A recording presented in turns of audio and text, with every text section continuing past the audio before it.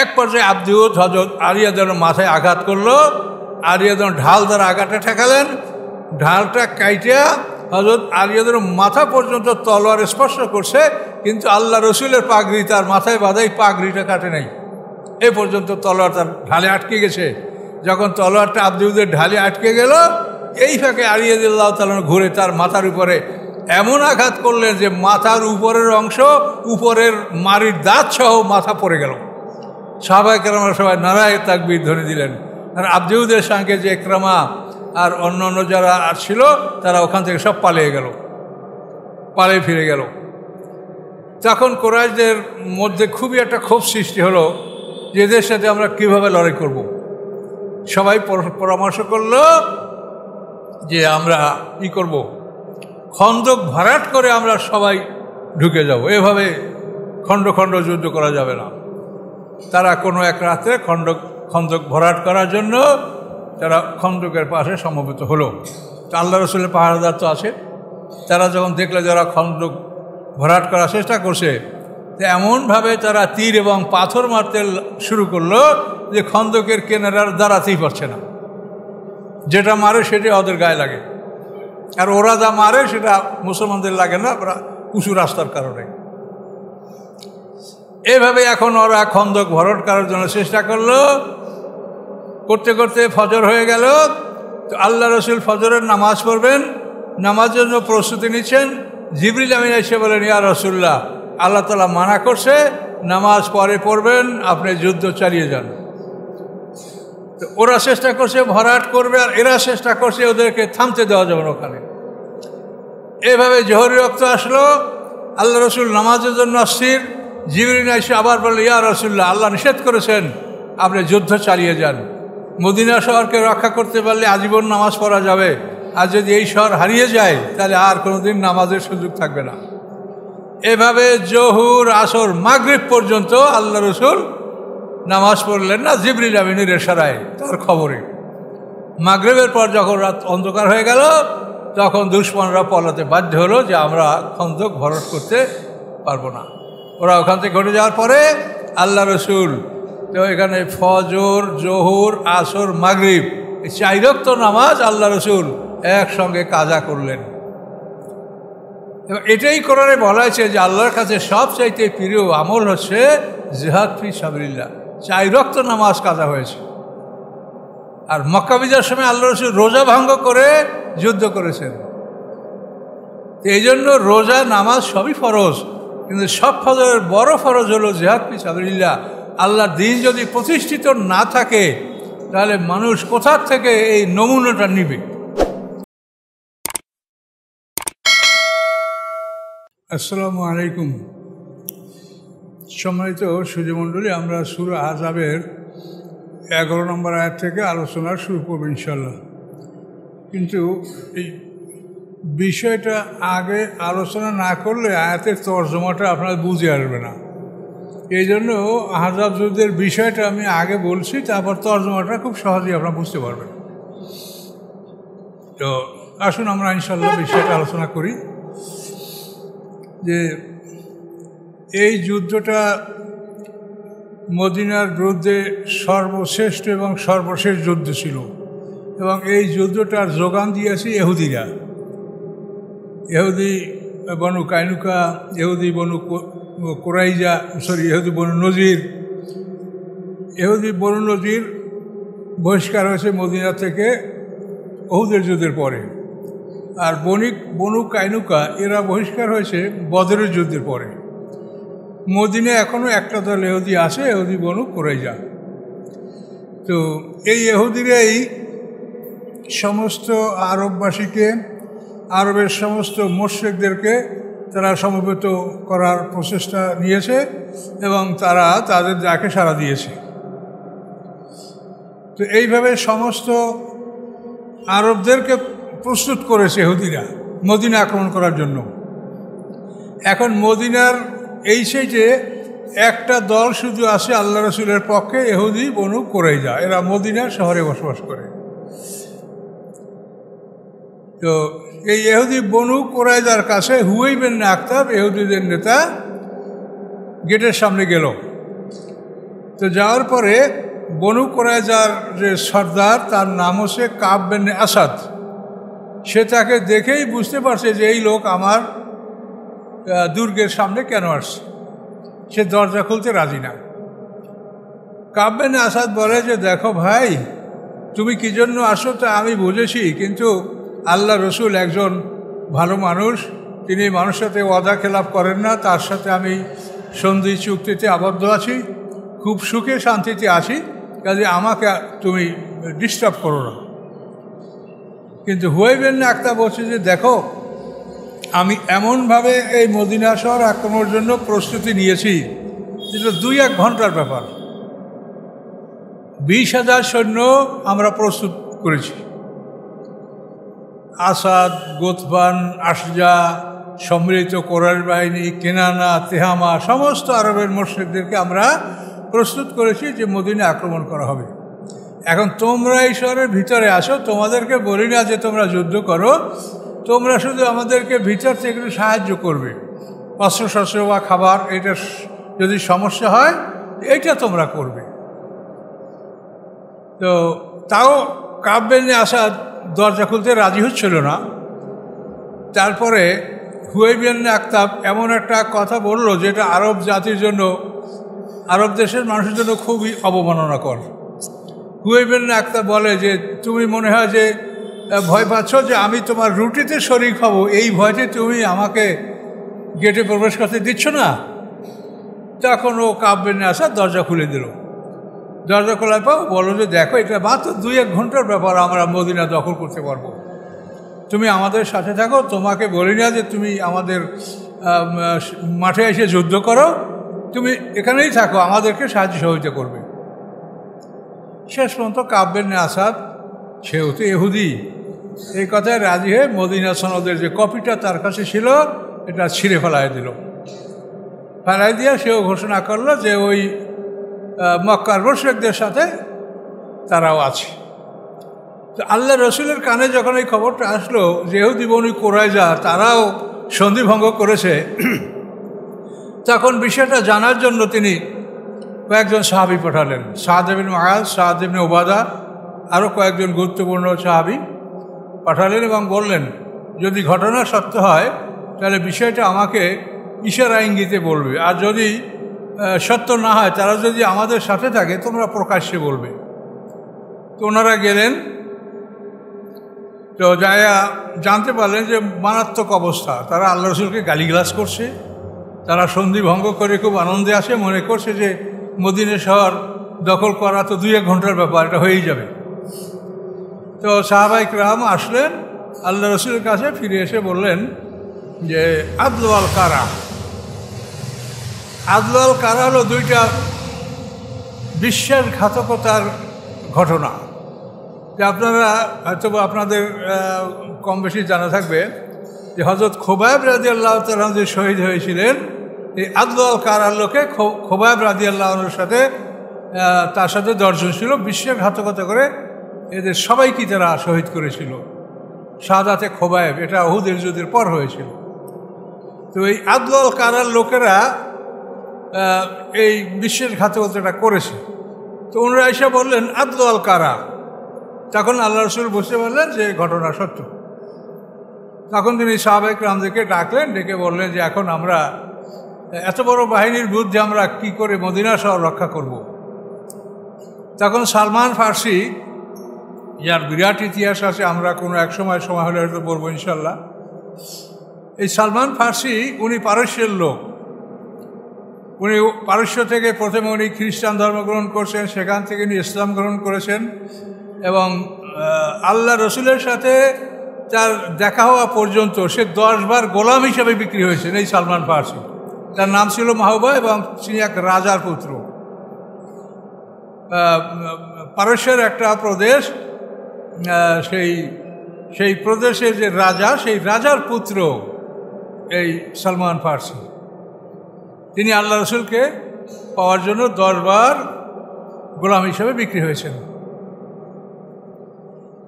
তো এই সালমান ফার্সি কেবল মুক্তি পেয়েছেন ইহুদিদের বন্দিশালা থেকে, দাসত্ব থেকে। তো এই সালমান ফার্সি ওরা তো পারস্যের লোক, অভিজ্ঞ লোক।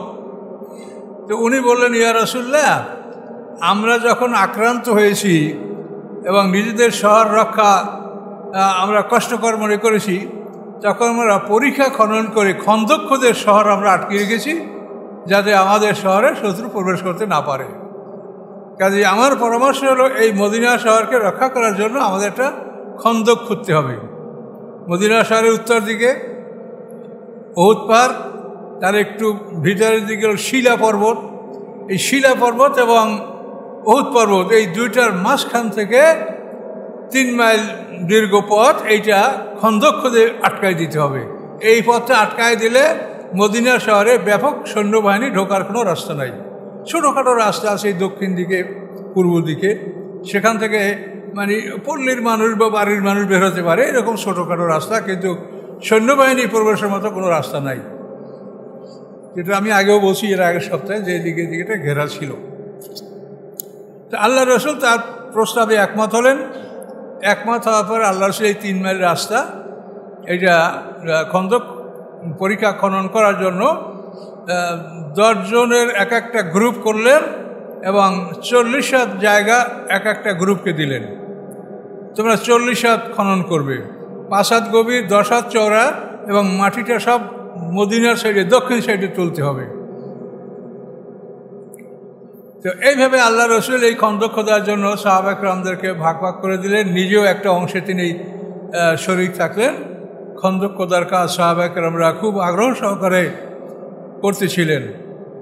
তো সালমান ফার্সি তারই পরামর্শে এই পরিখা খননের প্ল্যানটা হলো যে ওনার ভাগে এমন একটা পাথর বের হয়ে আসে যেটা কাটা যাচ্ছে না, কঠিন শিলা, কঠিন পাথর, সাদা, যে কোনো লোহা দ্বারা তাকে আঘাত করলে সে ফেরত দিচ্ছে, ভাঙতে পারছে না। তখন সালমান ফার্সি যে সাথীরা, তারা বলল যে তোমার সাথে তো আল্লাহ রসুলের ভালো সম্পর্ক, তুমি রাসূলের কাছে যাও, দেখো এইখান থেকে যদি রাসূল অনুমতি দেন তাহলে আমরা একটু ঘুরিয়ে নিয়ে যাবো, এটা বাদ থাকবে।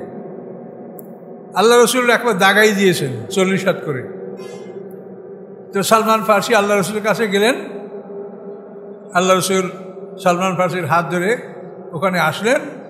কুয়ার কাছে আসার পরে সালমানকে বললেন যে তোমার কোদালটা আমার কাছে, গেন্তিটা আমাকে দাও। আল্লাহ রসুলকে দেওয়া হলো।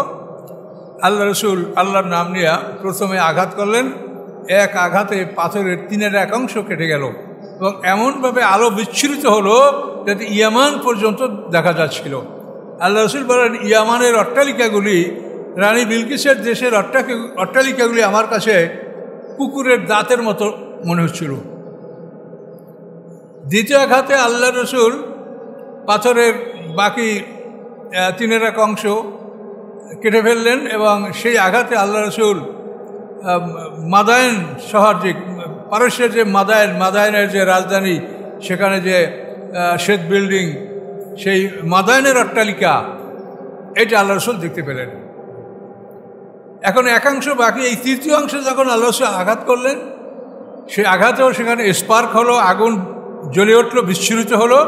সেই আগুনে আল্লাহ রসুল রোম সম্রাটের অট্টালিকা এটা দেখতে পেলেন।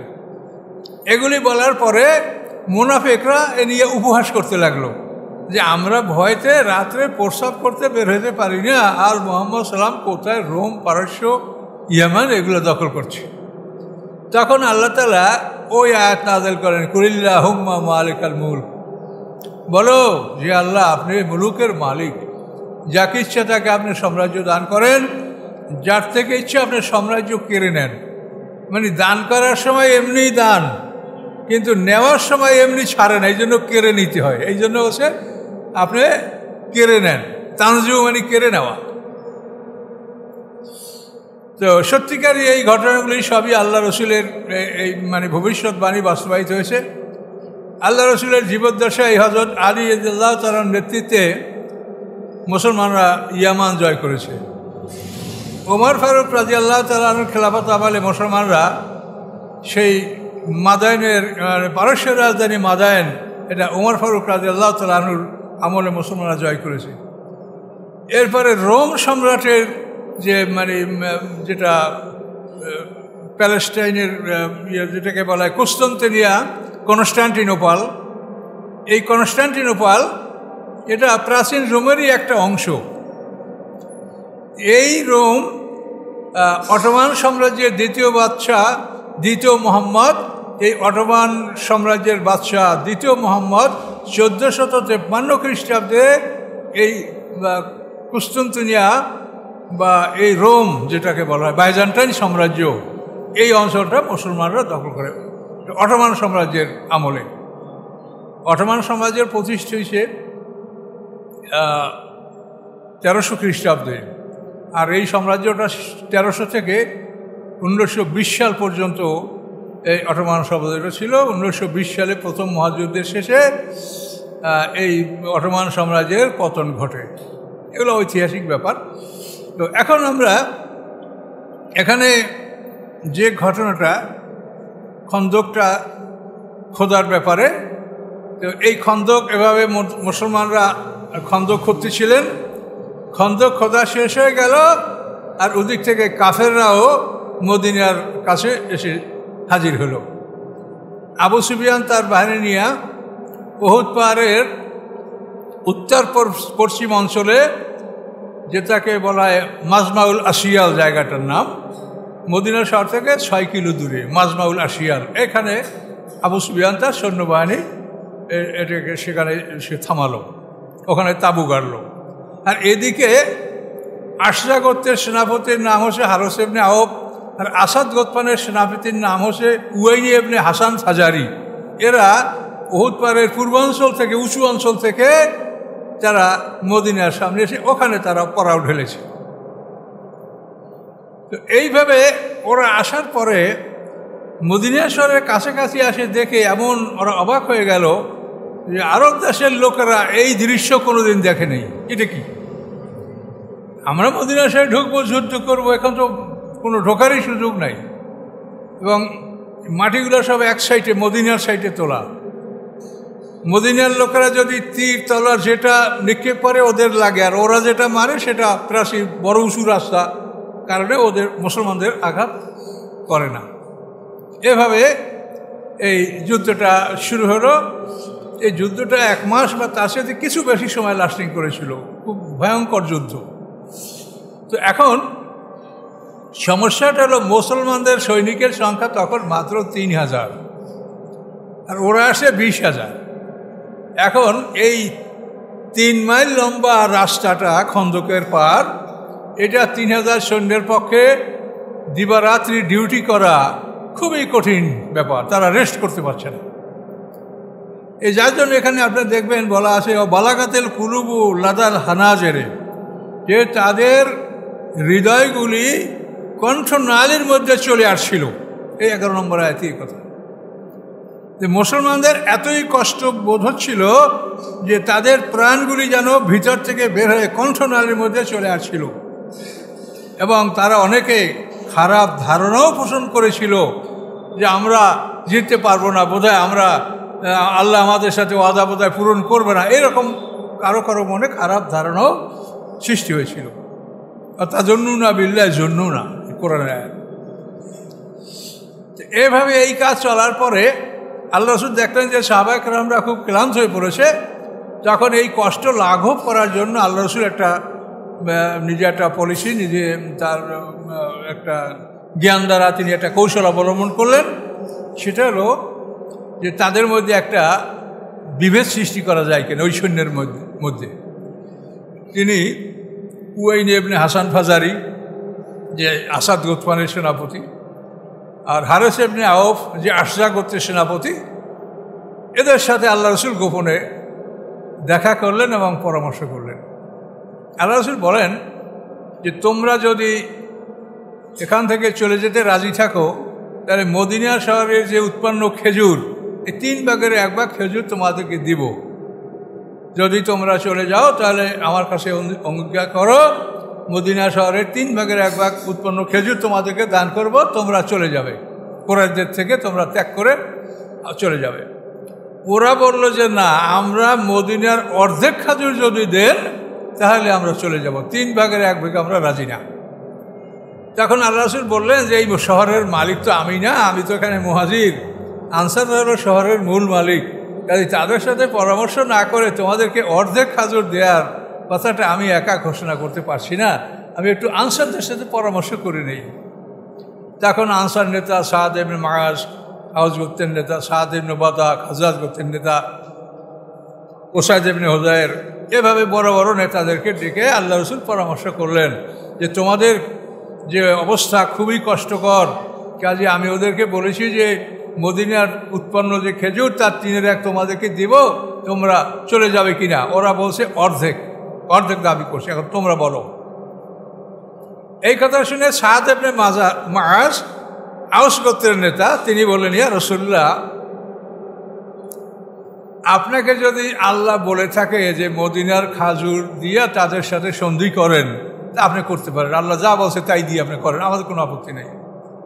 2 নম্বর কথা, যদি আপনি নিজে এটা ভালো মনে করেন যে আমি মদিনার খেজুর দিয়া সন্ধি করব, তাও আপনি করতে পারেন, আমাদের কোনো আপত্তি নেই। 3 নম্বর কথা হলো যে আপনি আমাদের কষ্ট দেখে যদি এই পরিকল্পনা নিয়ে থাকেন, তা আমরা বলবো যে আল্লাহর কসম, আমরা ওদের মতো মুশরিক ছিলাম, এখন আমরা মুসলমান। আমাদের প্রত্যেকটা মৃত্যু, প্রত্যেকটা শহীদ জান্নাতের অধিকারী। ওরা কোনোদিন আমাদের খেজুর জোর করে খেতে পারে নাই, হয়তো মেহমান হয়ে খেয়েছে, না কিনে খেয়েছে। কিন্তু আজকে আমরা তাদেরকে খেজুর দিব, খেজুর একটাও দিব না, দিব তলোয়ার। এইভাবে যখন সাদ ইবনে মুআজ ঘোষণা করলেন এবং ওই সেনাপতিরা যখন এই ঘোষণা শুনল, তখন উত্তেজিত হয়ে এখান থেকে চলে গেল যে এখন আমরা সর্বশক্তি দিয়ে যুদ্ধ করব। এখন এরা কুরাইশদের সাথে গিয়ে বলল যে যুদ্ধ করো, এছাড়া কোনো উপায় নাই। যুদ্ধ কিভাবে করা যাবে? তখন কিছু শক্তিশালী লোক, যেমন আরবদের সবচাইতে শক্তিশালী যোদ্ধা হলো আব্দে উদ। উদ্দা হলো একটা মূর্তির নাম, ওই নূহ আলাইহিস সালাম উদ্দা সুয়াইয়া গুসিয়া নাসরা আছে না, ওই আব্দে উদ। এই আরবের সবচাইতে বড় বীর, সে একা 200 মানুষের সাথে লড়াই করতে পারে। এই আব্দে উদ সহ কয়েকজন শক্তিশালী লোক, তার মধ্যে আবু জাহেলের ছেলে ইকরাম ইবনে আবু জাহেল, তারপর আরও 2-1 এভাবে নওফল ইবনে আবদুল্লাহ, তো এরকম দিরার ইবনে খাত্তাব, এভাবে কয়েকজন শক্তিশালী লোক চেষ্টা করলো যে আমরা খন্দকের উপরে উঠে যাব। কিন্তু 2-3 জন উঠতে পারছিল, সবাই উঠতে পারে নাই। তো এর মধ্যে আব্দে উদ, সে ওই রাস্তার উপরে, খন্দকের রাস্তার উপরে দাঁড়াইয়া তলোয়ার ঘুরাচ্ছে আর বলছে, এই মুসলমানরা, তোমরা কে আছো? আমাকে জাহান্নামে পাঠাবা আর তুমি বেহেশতে যাবা, আসো আমার সামনে। তার আহ্বানটা দেখেন, যে তোমরা কে আছো, আমাকে জাহান্নামে পাঠাবে, আসো, আর তুমি বেহেশতে যাবে, আসো। কে? তা আল্লাহ রাসূল বলেন যে আব্দে উদের সাথে কে লড়বে? তখন হযরত আলী রাদিয়াল্লাহু বলেন, ইয়া রাসূলুল্লাহ, আমি। কিন্তু আল্লাহ রাসূল পছন্দ করলেন না, তার তখন অল্প বয়স। তো আল্লাহ রাসূল বলেন যে একটা ভারী মানুষ, শক্ত মানুষ আমি চাই। এই কে তোমরা আব্দে উদের সাথে লড়বে? কেউ বলে না, ইয়া রাসূলুল্লাহ, আমি। 3বার আল্লাহ রাসূল বললেন, এই আব্দে উদের সাথে কে লড়বে? ইয়া রাসূলুল্লাহ, আমি। আলী রাদিয়াল্লাহু ছাড়া কেউ বলে না। তখন আল্লাহ রাসূল আলী রাদিয়াল্লাহুকে ডাকলেন। ডাকার পরে আলী রাদিয়াল্লাহুর মাথায় আল্লাহ রাসূল নিজের মাথার পাগড়ি বেঁধে দিলেন, জুলফিকার নামক তলোয়ারটা তাকে দান করলেন, তার জন্য বিশেষ দোয়া করলেন এবং বললেন যে আল্লাহর নাম নিয়ে যাও আব্দে উদের সামনে। হযরত আলী রাদিয়াল্লাহু তাআলা যখন আব্দে উদের সামনে গেছে, এখন আব্দে উদ বলে, ভাতিজা, তুমি আমার সামনে কেন আসছো? যে লড়াই করতে। তা আব্দে উদ বলে, যে তোমার সাথে তো আমি লড়াই করতে রাজি না, তুমি ভাতিজা, তোমার সাথে কি লড়াই করব? তখন আলী বললেন যে তুমি যদি না করো তো আমি করব। তখন ও ক্ষিপ্ত হয়ে গেছে, ছেলে তুমি আমার সাথে লড়াই করবে? তখন যুদ্ধের জন্য, যেটা মল্লযুদ্ধ যেরকম তলোয়ার পাকায় কে কাকে আঘাত করতে পারে, এভাবে তারা তলোয়ার ঘুরাতে শুরু করলো। এক পর্যায়ে আব্দে উদ হযরত আলী রাদিয়াল্লাহুর মাথায় আঘাত করলো। আলী রাদিয়াল্লাহু ঢাল দ্বারা আঘাতটা ঠেকালেন। ঢালটা কাইটা হযরত আলী রাদিয়াল্লাহুর মাথা পর্যন্ত তলোয়ার স্পর্শ করছে, কিন্তু আল্লাহ রসুলের পাগড়ি তার মাথায় বাঁধাই, পাগড়িটা কাটে নাই। এ পর্যন্ত তলোয়ার তার ঢালে আটকে গেছে। যখন তলোয়ারটা আব্দে উদের ঢালে আটকে গেল, এই ফাঁকে আলী রাদিয়াল্লাহু তাআলা ঘুরে তার মাথার উপরে এমন আঘাত করলেন যে মাথার উপরের অংশ, উপরের মাড়ির দাঁত সহ মাথা পড়ে গেল। সাহাবায়ে কেরামরা সবাই নারায়ে তাকবীর ধ্বনি দিলেন। আর আবজেহুদের সঙ্গে যে ইকরামা আর অন্য যারা ছিল তারা ওখান থেকে সব পালিয়ে গেল, পালিয়ে ফিরে গেল। তখন কুরাইশদের মধ্যে খুবই একটা ক্ষোভ সৃষ্টি হলো যে এদের সাথে আমরা কীভাবে লড়াই করব। সবাই পরামর্শ করলো যে আমরা কি করব, খন্দক ভরাট করে আমরা সবাই ঢুকে যাব, এভাবে খণ্ড খণ্ড যুদ্ধ করা যাবে না। তারা কোনো এক রাতে খন্দক ভরাট করার জন্য তারা খন্দকের পাশে সমবেত হলো। তো আল্লাহ রসুলের পাহারাদার তো আছে, তারা যখন দেখলে যারা খন্দক ভরাট করার চেষ্টা করছে, তো এমনভাবে তারা তীর এবং পাথর মারতে শুরু করলো যে খন্দকের কিনারার দাঁড়াতেই পারছে না। যেটা মারে সেটা ওদের গায়ে লাগে, আর ওরা যা মারে সেটা মুসলমানদের লাগে না, উঁচু রাস্তার কারণে। এভাবে এখন ওরা খন্দক ভরাট করার জন্য চেষ্টা করলো। করতে করতে ফজর হয়ে গেল। তো আল্লাহ রসুল ফজরের নামাজ পড়বেন, নামাজের জন্য প্রস্তুতি নিচ্ছেন। জিবরিল আমিন এসে বলেন, ইয়া রাসূলুল্লাহ, আল্লাহ তাআলা মানা করছে নামাজ পরে পড়বেন, আপনি যুদ্ধ চালিয়ে যান। তো ওরা চেষ্টা করছে ভরাট করবে, আর এরা চেষ্টা করছে ওদেরকে থামতে দেওয়া যাবে না ওখানে। এভাবে জোহরি রক্ত আসলো, আল্লাহ রসুল নামাজের জন্য অস্থির। জিবরিল এসে আবার বলল, ইয়া রাসূলুল্লাহ, আল্লাহ নিষেধ করেছেন আপনি যুদ্ধ চালিয়ে যান। মদিনা শহরকে রক্ষা করতে পারলে আজীবন নামাজ পড়া যাবে, আর যদি এই শহর হারিয়ে যায় তাহলে আর কোনোদিন নামাজের সুযোগ থাকবে না। এভাবে জোহর, আসর, মাগরিব পর্যন্ত আল্লাহ রসুল নামাজ পড়লেন না, জিবরিল আমিনের ইশারায়, তার খবরে। মাগরিবের পর যখন রাত অন্ধকার হয়ে গেল, তখন দুশমনরা পলাতে বাধ্য হলো যে আমরা খন্দক ভরাট করতে পারবো না।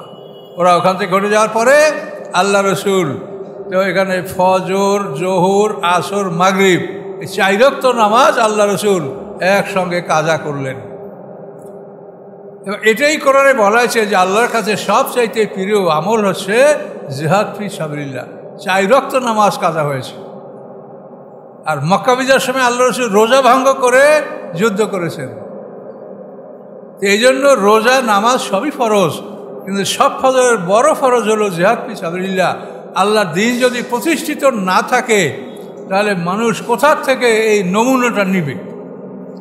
আল্লাহ রসুল বলছেন যে দিন কায়েম করে তোমরা একটা রাষ্ট্রের দিন প্রতিষ্ঠিত করে রাখো, তো এই দিন সারা দুনিয়ার মানুষ ওখান থেকে গ্রহণ করবে। যে এই দিন আলো জ্বলতে থাকলে যার আলো প্রয়োজন সে এসে আলো জ্বালায় দিবে। এবং এখানে আল্লাহ রসুল হাদিস বলেছেন যে দিন যদি সুরাইয়া সেতারার কাছে থাকে, এই যে সপ্তর্ষি মণ্ডল আকাশে আপনাদের দেখেন গ্রেট বিয়ার, ডবল স্টার, এই যে সপ্তর্ষি মণ্ডল যেটাকে গ্রেট বিয়ার বলা হয় সাধারণত, এইখানে আল্লাহ রসুল বলেন যে দিন যদি এই সুরাইয়া সেতারার কাছে, তার ভিতরে সুরাইয়া বলে, তাহলে একদল মানুষ সেখান থেকে আল্লাহ দিনকে নিয়ে আসবে। যে এই দিন, কাজে দিনকে তোমরা কায়েম করে রাখো। কাজে এই দিন এখন পৃথিবীতে কোথাও কায়েম নেই, কোনো জায়গায় আল্লাহ দিন কায়েম নেই। সৌদি আরবে আসে আল্লাহর আইন, তা জনগণের জন্য, রাজাদের জন্য না। তাহলে আর কী করে দিন কায়েম কোথায় আছে বলেন? কাজে এই জন্য দিন কায়েম পৃথিবীতে সবচেয়ে বড় জটিল কাজ আমাদের। কাজে এটাকে আমরা কিভাবে করতে পারি? তবে আমরা মানুষ, মুসলমান হিসেবে আমাদের প্রমাণ করতে হবে যে আমরা আল্লাহর দিনের পক্ষে। আমাদের কোনো কার্যক্রম এমন যেন না হয় যে আমরা দিনের বিপক্ষে ছিলাম, এটা যেন প্রমাণ না, তাহলে আমাদের মহাবিপদ হবে। আমরা যদি পারবো না, তো আল্লাহ দেখছে যে পারছে না। আল্লাহ তো সাধ্যের বাইরে কাউ কিছু করতে বলে নাই, কিন্তু আমাদের সর্বদাই দিনের পক্ষে অবস্থান নিতে হবে, এটা মনে রাখতে হবে। তাহলে এখন দেখেন যে এখানে ওরা মনক্ষুণ্ণ চলে গেল যে মদিনা শহরে প্রবেশ করতে পারলো না। ইতিমধ্যে আল্লাহ রসুল আর একটা পরিকল্পনা গ্রহণ করলেন। এবার ওদের মধ্যে আর একটা বিভেদ সৃষ্টি করা যায় কি না, এটা আল্লাহ রসুল চেষ্টা করলেন। এবং এই চেষ্টার জন্য আল্লাহ রসুলের উদ্যোগে না, এটা অন্য একজন নেতার উদ্যোগে এটা হয়েছে। সেটা হলো নাইম ইবনে মাসুদ আশজাই, ওই যে আশজা সম্পদ, আশজা এই সম্প্রদায়ের লোক নাইম ইবনে মাসুদ আশজাই, এই লোকটা ইসলাম গ্রহণ করছে, কিন্তু তার জাতির লোকেরা জানে না। কোনো এক রাতে আল্লাহ রসুলের কাছে হাজির হয়ে বলে, ইয়া রসুল্লাহ, আমি মুসলমান, তা আমার জাতিটা জানে না, কাজে আপনি আমাকে যদি কোনো কাজে লাগাতে চান তা বলেন, আমি সেই কাজ করব। তখন আল্লাহ রসুল বললেন যে তোমার যদি ক্ষমতা থাকে তাদের মধ্যে একটা বিভেদ বাঁধিয়ে দাও, যাতে আরও মন ভাঙ্গা তাদের হয়ে যায়। তখন এই নাইম বিন মাসুদ আশজাই আল্লাহর কাছে রাসূলের কাছে অনুমতি পেলেন এবং বললেন যে আমি যদি এখানে কোনো কথা বানিয়ে বলি আবার পাপ হবে না, কি ইমান নষ্ট হবে? আল্লাহ বললেন না, যুদ্ধের ক্ষেত্রে এটা পাপ হবে না, যুদ্ধের বেলা এভাবে শত্রুর সাথে প্রতারণামূলক কাজ এটা করা যেতে পারে। তখন নাইম বিন মাসুদ আশজাই বনু কুরাইজা ইহুদি যারা মুশরিকদের সাথে একমত হয় তাদের দুর্গে গেল, যা বলে, এই তোমরা আমার চেনো? হ্যাঁ, তুমি তো ওই যে নেতা বড় সেনাপতি, তোমার চিনি, আমাকে তোমরা কি বিশ্বস্ত মনে করো? হ্যাঁ, একদম বিশ্বস্ত, তুমি বন্ধু আমাদের। বলো যে আমি বলবো যে তোমরা এই যে কুরাইশদের পক্ষ অবলম্বন করলে, মুশরিকদের পক্ষ অবলম্বন করলে, এদের ধন সম্পদ, ছেলে মেয়ে সবই তো তাদের মক্কায়, যুদ্ধে জিতবে না, আসতে গুটিয়ে মক্কায় চলে যাবে, তাদের পরিবার পরিবারের সাথে তারা মিলবে। কিন্তু তোমরা এই শহরে থাকো, এই মদিনায় তোমরা বসবাস করছো, আর এই শহরের রাজার বিরুদ্ধে তোমরা যুদ্ধ করছো। তাহলে এই যুদ্ধে যদি মক্কাবাসী জিততে না পারে, চলে যায়, তোমাদের অবস্থাটা কি হবে বলো? তখন ওরা মাথায় হাত, যে আসলেই তো আমরা এই কথা চিন্তা করিনি, এই শহরে আমরা বসবাস করি আর বসবাসের রাজার বিরুদ্ধে যুদ্ধ কি হবে? তাহলে ওরা ঘাবড়ে গেল যে ভাই আপনিই বলেন, যে যখন আমাদের পরামর্শ আপনিই বলেন যে আমরা কি করতে পারি। তখন নাইম বিন মাসুদ আশজাই বলেন যে আমার মনে হয় যে তোমরা কৌশল করে আবু সুফিয়ানের দল থেকে যদি 40 জন লোক তোমরা নিয়ে আসতে পারো, এই কথা বলে আনবে যে আমরা তোমাদের সাথে একমত হয়েছি, আমরা রাসূলের সাথে সন্ধি চুক্তি ভঙ্গ করেছি, কাজেই তোমরা আমাদের একটা ফয়সালা না করে জানো এই মদিনা ত্যাগ করতে না পারো, তোমাদের যদি এখান থেকে চলে যেতে হয় আমাদের একটা ফয়সালা করে যাবে, এই জন্য তোমাদের 40 জন লোক আমাদের দুর্গে তোমরা পণবন্দি রাখবা। এই বলে তোমাদের 40টা লোক, মানে মুশরিকদের 40টা লোক তোমাদের দুর্গে আটকে রাখো, তাহলে ওরা তোমাদের একটা ফয়সালা না করে যেতে পারবে না। তাহলে হ্যাঁ ভাই, ভালো বুদ্ধি দিচ্ছি, এটাই করবো। তা ঠিক আছে, আমার ব্যাপার কাউকে বলবে না। এই পরামর্শ এদেরকে দিয়া মুহূর্তের মধ্যে সে চলে গেল আবু সুফিয়ানের কাছে, গিয়া বলে, শোনো আবু সুফিয়ান, তো খবর কি যে আমরা এতদিন যুদ্ধ করে মদিনা দখল করতে পারি নাই, এখন ইহুদি বনু কুরাইজা তার নেতা কাব বিন আসাদ সে আল্লাহ রসুলের কাছে ক্ষমা চেয়েছে এবং বলেছে যে আপনি সন্ধিটা আমাদের পুনর্বহাল করেন, আমরা আপনার সাথেই থাকবো, আমাদের ভুল হয়েছে, কাজে এজন্য আপনাকে আমরা 40টা লোক, মুশরিকদের এমন 40টা লোক আপনাদেরকে দিব যে এই লোকগুলোকে ইচ্ছা করলে আপনি হত্যা করতে পারবেন।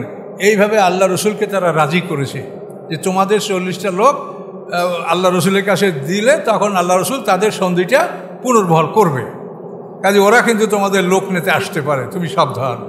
আবু সুফিয়ান বলে, তো মারাত্মক খবর। কিছু সময় পরেই দেখা গেল বনু কুরাইজা থেকে ইহুদিরা আইসা ওই দাবিই করলো যে 40টা লোক আমাদের দুর্গে বন্দি রাখো, হ্যাঁ, তোমরা যদি চলে যাও তাহলে আমাদের কি হবে, আমাদের ফয়সালা না করে যেন যেতে না পারো, এই জন্য তোমাদের 40টা লোক বন্দি রাখো। শুনেই আবু সুফিয়ান বলতে পারছে, তাহলে নাইম যা বলছে, নাইম বিন মাসুদ আশজাই বলছে কত সত্য, এই লোকগুলা ওরা নিতে পারলে মুহাম্মদ সাল্লাল্লাহু আলাইহি ওয়াসাল্লামের কাছে দিয়ে দেবে, মুহাম্মদ এদেরকে সাল্লাল্লাহু আলাইহি ওয়াসাল্লাম এদেরকে হত্যা করবে। তো আবু সুফিয়ান লোক তো দিলে ওই না, বরং বলল যে বরং তোমরা আমাদের সাথে যুদ্ধ করো, আমরা খুব ক্লান্ত হয়ে পড়েছি, তোমরা আমাদের সাথে আগামীকাল যুদ্ধে অংশগ্রহণ করো। ওরা বলে আমরা তো তোমাদের সাথে যুদ্ধ করবো না, তা তোমাদের সাথে কথাই ছিল আমরা যুদ্ধ করবো না। এখন এই কথা এদের মনের মধ্যে একটা হেরফের লাগে গেল, একটা গণ্ডগোল, দুর্বলতা চলে আসলো। আর এদিকে আপনারা যে গত সপ্তাহে শুনেছেন যে আল্লাহ তাআলা তাদের উপরে ঝোড়ো হাওয়া, ঠান্ডা বাতাস এবং শীত, তারপরে পশুর খাদ্য শেষ, মানুষের খাদ্য শেষ, এভাবে একটা নানা বিপদ, ফেরেশতারা অনেক দূর থেকে নারায়ে তাকবীর দিচ্ছে, সেই শব্দ শুনছে আর ভয় থরথর করে কাঁপছে যে এই মুসলমানরা কোন দিক থেকে আসলো, এদিক থেকে না ওদিক থেকে, এই নারায়ে তাকবীর ধ্বনি, এভাবে তারা যে ভীত সন্ত্রস্ত হয়ে পড়ছিল। এই অবস্থাতে শেষ পর্যন্ত তারা মানে নানান রকম সন্দেহের মধ্যে পতিত হয়ে গেল যে আমরা কী করব। এই মতো অবস্থায় এই যুদ্ধ মুশরিকরা সমাপ্তি করে মক্কার দিকে চলে যাবে। এ পর্ব আবার আমরা সামনে যাবো ইনশাআল্লাহ আলাপ করব। আপনার কি বুঝতে কষ্ট হয়? বিরাট আলোচনা তো একটু মন করে, এটা কোরআনের ব্যাপার, এটা তো আমাদের সম্পূর্ণ। আর এইটাকে সহজভাবে বোঝার জন্য আমার লেখা বই যে রাসূলের জীবনী, আপনারা যদি ওই বই দেখেন তো ওই বইয়ের মধ্যে এই হুবহু এই যুদ্ধ এগুলো আছে। আর আমি রাসূলের জীবনীটা লিখছি কোরআনের তাফসির থেকে, আমি কিন্তু হাদিস বা ইতিহাস থেকে লিখিনি। আর সব রেফারেন্স দেখবেন তাফসির, কেন আল্লাহ রসুলের জীবনে যা ঘটেছে সব কোরআনে আছে। কাজে এই জন্য আমি রাসূলের জীবনী লিখেছি কোরআন এবং তাফসিরের উপরে নির্ভর করে। এই জন্য আমার 2 খণ্ড বই নিয়ে আসছি। আপনারা কেউ মনে করলে এগুলো নিলে আপনাদের কাছে এই বিষয়গুলো তো আপনারা শূন্য মনে রাখতে পারবেন না। এগুলো হঠাৎ করে শূন্য মনে রাখা খুব কঠিন ব্যাপার। এই ব্যাপারে আপনারা ইচ্ছে করলে বই নিতে পারবেন। তো আজকে আমাদের হাতে আর সময় নেই, ইনশাআল্লাহ আগামী জুমায় মনে রাখবেন। এখন মক্কাবাসীরা মদিনা ত্যাগ করবে, এই প্রস্তুতি তাদের। এখান থেকে আমরা আগামী জুমায় ইনশাআল্লাহ আলোচনা করব। আসসালামু আলাইকুম।